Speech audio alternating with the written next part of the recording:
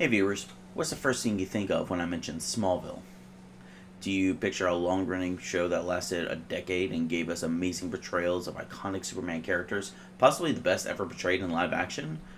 Or do you see an origin story that lasted a few seasons too long that was padded to hell and back with pointless Dawson's Creek-esque melodrama? Do you envision a coming-of-age tale of an unusual farm boy with supernatural powers that became the greatest known superhero of all time? Or do you just wish this show had gotten to the kryptonite-laced point? Bottom line, your answer's not vampires. Yet that's what we got in Season 5, Episode 5 of the series, Thirst, the lowest rated episode in Smallville's entire run. There isn't much backstory here, so I'll give it whenever it's needed. We start at the Daily Planet, as all good Superman stories should start, and the first person that we see is Carrie Fisher. What? Yeah, this episode features her as the editor-in-chief of the newspaper. Normally I wouldn't have an issue with this, except that this episode is her only appearance. Usually whenever you have a one-off for an episode, you want an actor that relates to the subject material for the series, like getting Tobey Maguire if you're going to be talking about Spider-Man.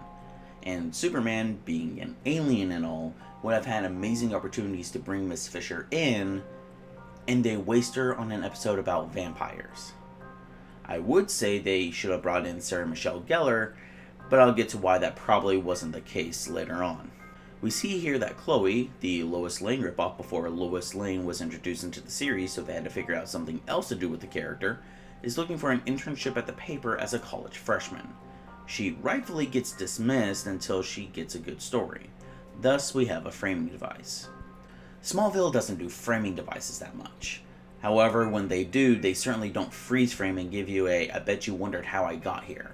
But whatever, we have a setup, so what's this episode actually going to be about? Pete's Pizza delivered in 28 minutes. Piping.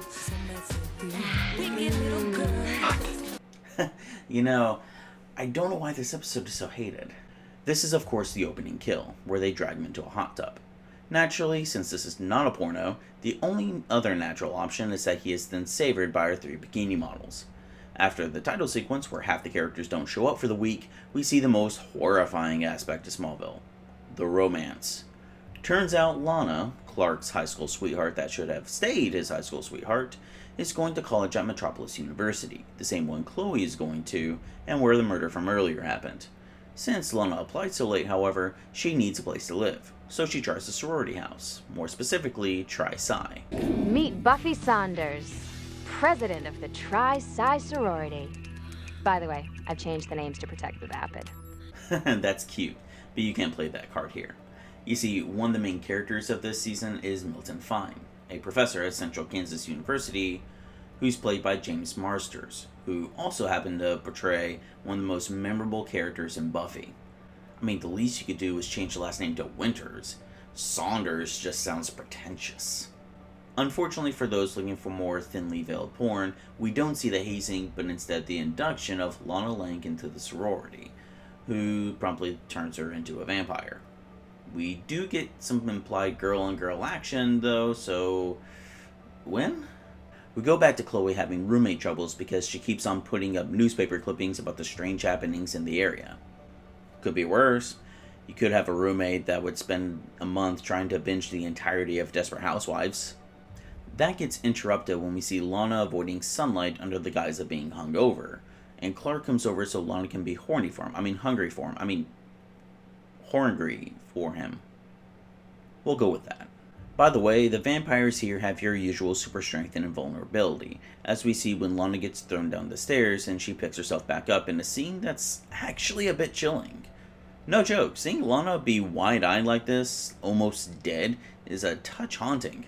Granted, many fans would cheer at the prospect, but alas, that's not the case. Chloe and Clark are suspicious, so naturally they go snooping at the sorority house's costume party, where we see Clark get a stupid look on his face that any teenage boy would have in a similar situation. Or if they were watching the episode around the pizza guy part. They find Lana about to drink some guy's blood, Lana tries to take a sip of Chloe, and Clark comes by to save her while Lana tries to audition for Catwoman. It's here that we actually get an explanation for the situation. You see, Buffy was actually spelunking in some caves in Smallville a long time ago, where she got bitten by some vampire bats that hung around some kryptonite for too long. She was rescued, but her rescuers got some suspicious marks on their necks and got really sick. Luckily, LuthorCorp, the LexCorp prototype here, whipped up a quick cure while Buffy decided to start a sorority. If that sounds dumb to you, welcome to Smallville. Oh yeah, most of this info comes from Milton here, where we get this line. Clark, there's no such thing as vampires. I know what I saw, Professor. When Clark gets the cure, which has to be near kryptonite because reasons, Lana comes in and drinks some of Clark's blood. However, instead of killing him, she realizes she now has even more superpowers, more specifically heat vision, so she brings him back to the sorority. Buffy gets pissed off, and we get the main fight of the episode. It lasts all of 20 seconds. No joke, we see Lana get slapped by Buffy, they banter a little bit and show their respective fangs, and Lana blasts her with heat vision. After that, Lana sends the vampires on their way while she gets stabbed in the chest with the cure. I mean, we do get a scene of Clark and Lana in the aftermath. I think for a moment I felt what was inside your heart. And I've never felt closer to someone in my entire life.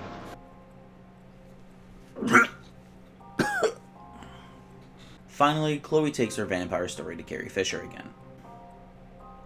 Yeah, it reads more like an English assignment you would hand your professor rather than an actual news story. And although my expected response is that Miss EIC here would laugh her out of the building, we get yet another Buffy reference. Tall tales about slaying Buffy the vampire don't make it into the pages of a real newspaper. Miss Khan, I didn't make this up. They weren't vampires of the mythical sense. They were victims of an unusual disease. Then why did you start off your article talking about nothing but vampires? Hell, your headline is literally Vampire Sorority Bites the Dust. At this rate, they should never let you inside that building again. She gets the job working there. Now I believe journalism is dead. Why does this episode need to exist in the first place? Well, blame corporate mandates. Due to the popularity of the show, the writers were forced to make 2 episodes themed around the holidays, more specifically Halloween and Christmas. The Christmas episode was Lexmas, a pretty decent episode about what Lex's life would have been like if he wasn't evil. This, of course, was their Halloween episode, because what could be more Halloween than vampires? And don't you dare say witches. This episode is the lowest rated for a reason. Hell, even the showrunners hated it. They provided a commentary track on this one where they felt compelled to provide an explanation. It was a cheap, rushed job of an episode, and while it's not my personal least favorite of the show, there are many, many better ones to watch. But hey, if it's the Halloween season and you like Superman stuff, you could find worse ways to spend 41 minutes of your life. I'm Shawnathan, and I'd hope to see you again, so do whatever YouTube wants you to do to keep you coming back.